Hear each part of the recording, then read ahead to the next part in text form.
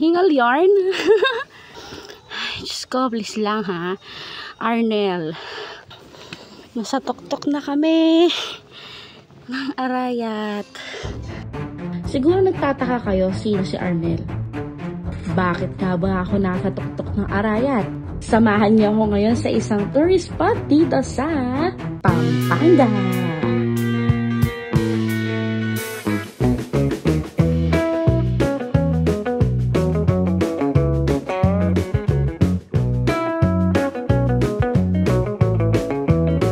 Alright guys, so nakakita na kami ng food.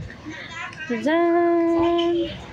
Okay, so ang food natin ay biscuit, kanin, may sabaw sila na libre, and Shanghai. Plus yung Sprite. Let's try it.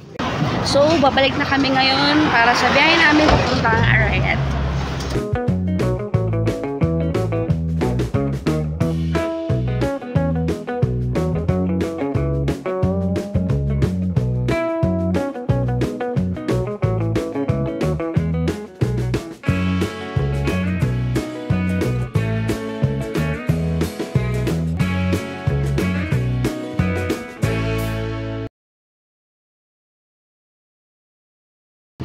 So, lakad gaming.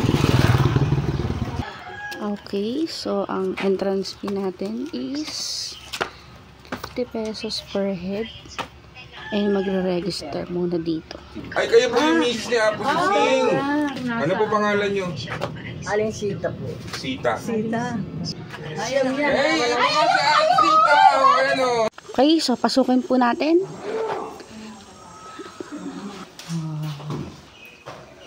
Wow. Talagang ano hindi mo nangyari sa bato talaga. Oo nga po eh. Kaya po, bale bato kasi bahay na bato. Oo, siyang bato. Tapos, Si Apo Susing po yung gumawa. Medyo huwag nating hahawakan to. Kasi gumagalaw siya.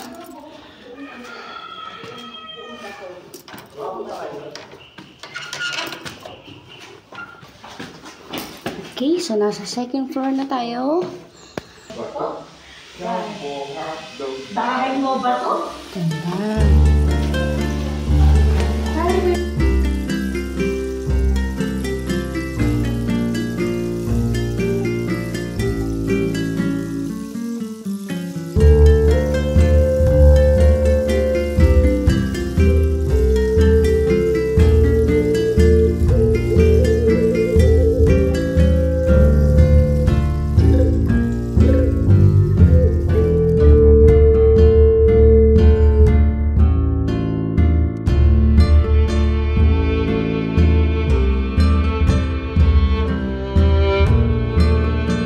Stopover before sa mismong destination namin sa Arayat. Anong meron dito? Ano papasyalan dito ko? Tsaka? Bahay.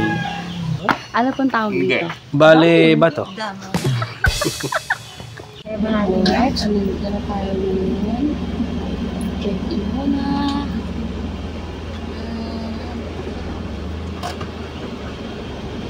Ma'am Katie. Wow! 360-degree view. Wow! Ayan, so dahil 1 hour pa before kami mag-check-in, pupunta muna kami dun sa may restaurant. Okay, so ito yung kanilang menu.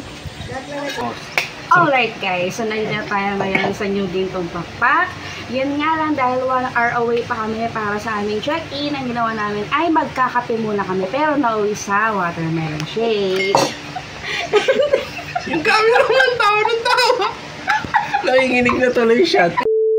Alright, take 2. Ayan, so itatry natin yung food nila po dito sa ating pong, ang tawag dito?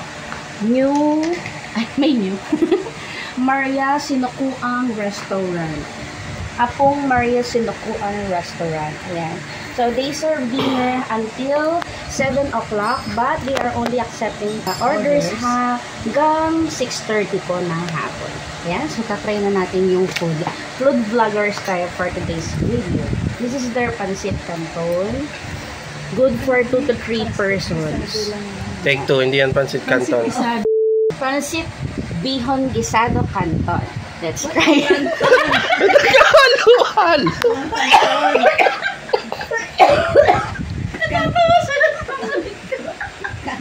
Pinilit yung canton. Sinunod rin. Kinilit na ng gisado.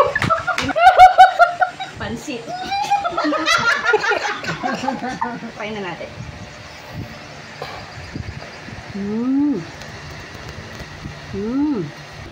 Approve. Habang nag-aantay tayo, kakain muna.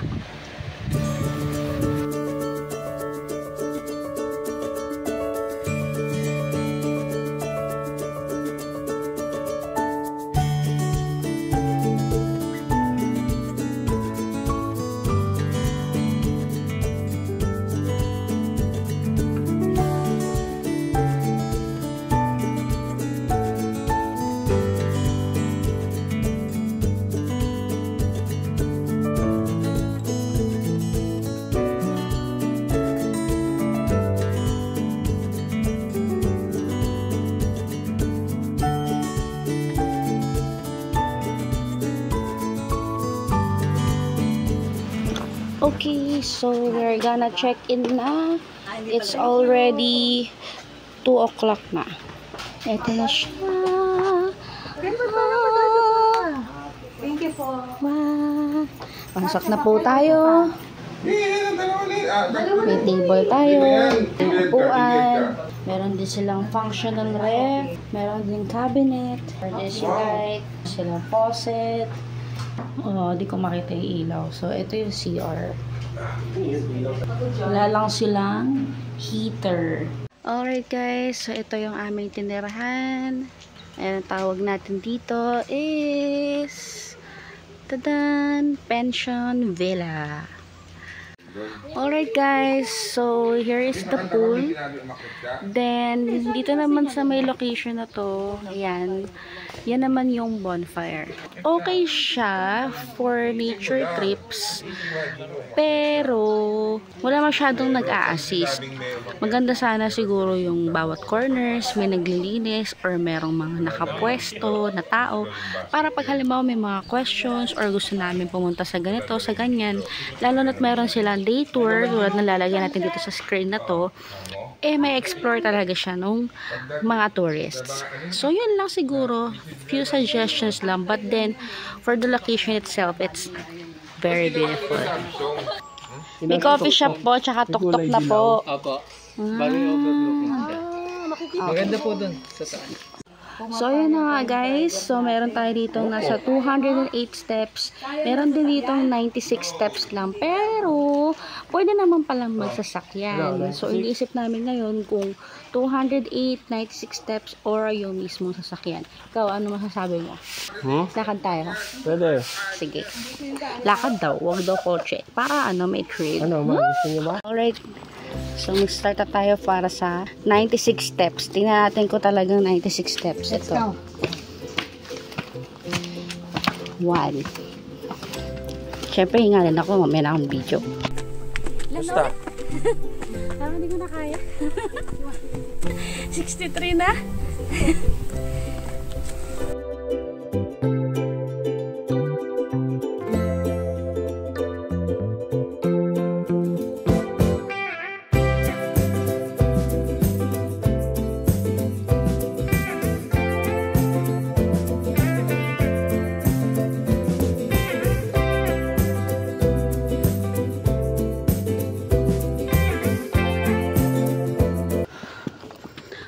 Shucks, ang layo pa. Parang hindi naman to 98 steps. Parang mararanasan mo rin naman yung 200.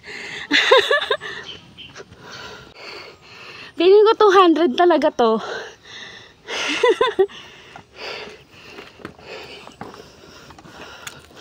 Hingal yarn. Ilan pa?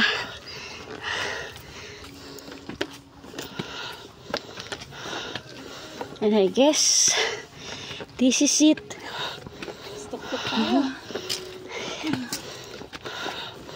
Nasa tuktok na kami.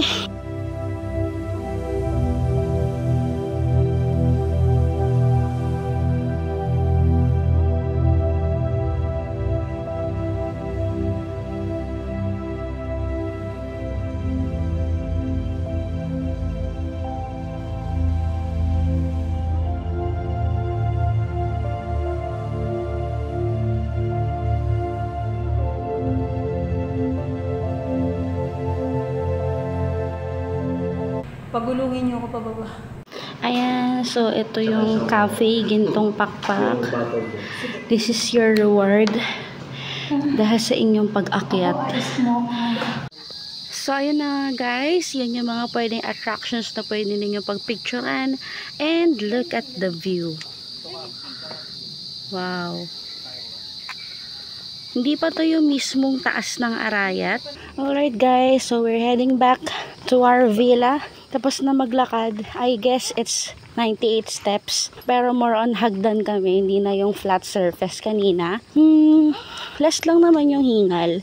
It's worth it naman pag nakita mo yung venue, yung lugar, yung ambience. Everything's actually good. Feel good siya. Pero kung hindi ka sanay sa mga lakaran, it's a no.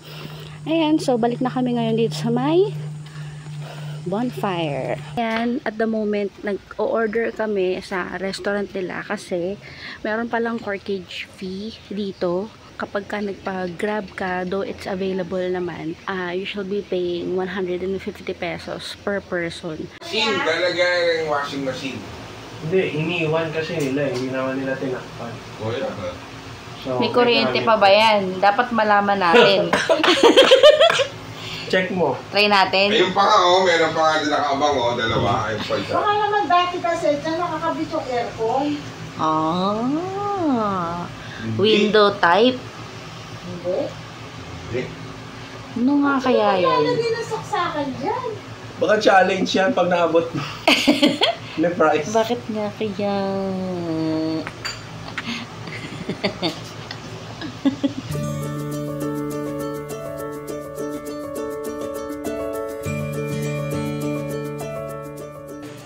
Sarap ng gising na. Good morning, Araya! Ayan, so nakabag na tayo for today kasi mag-explore tayo in the morning.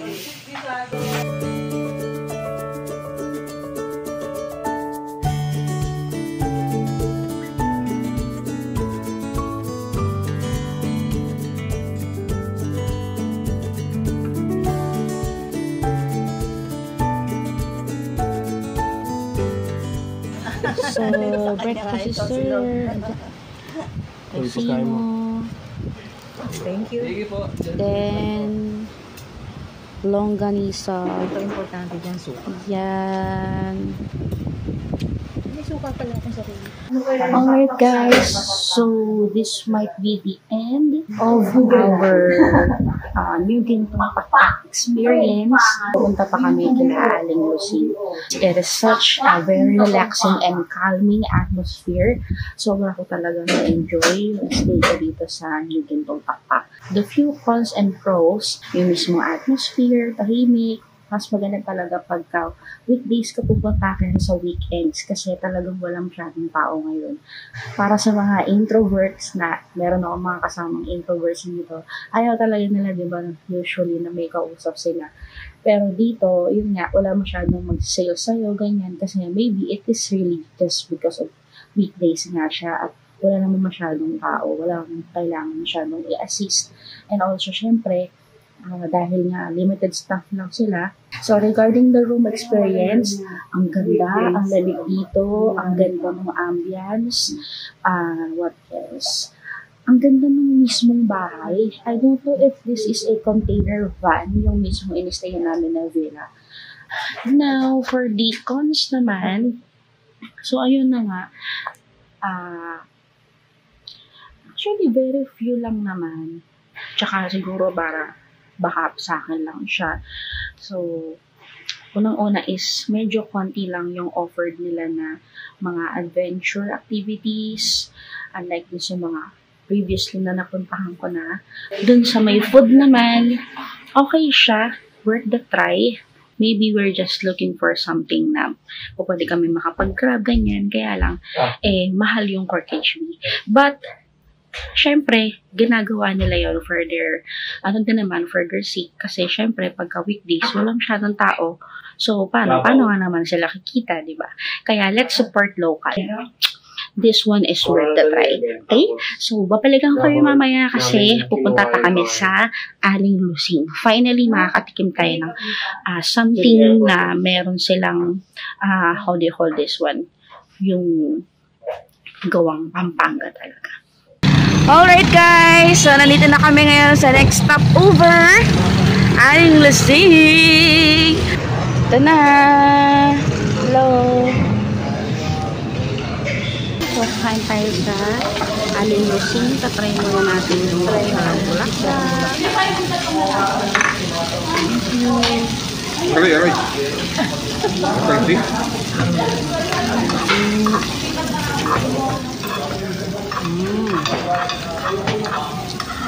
Lang naman. Stop.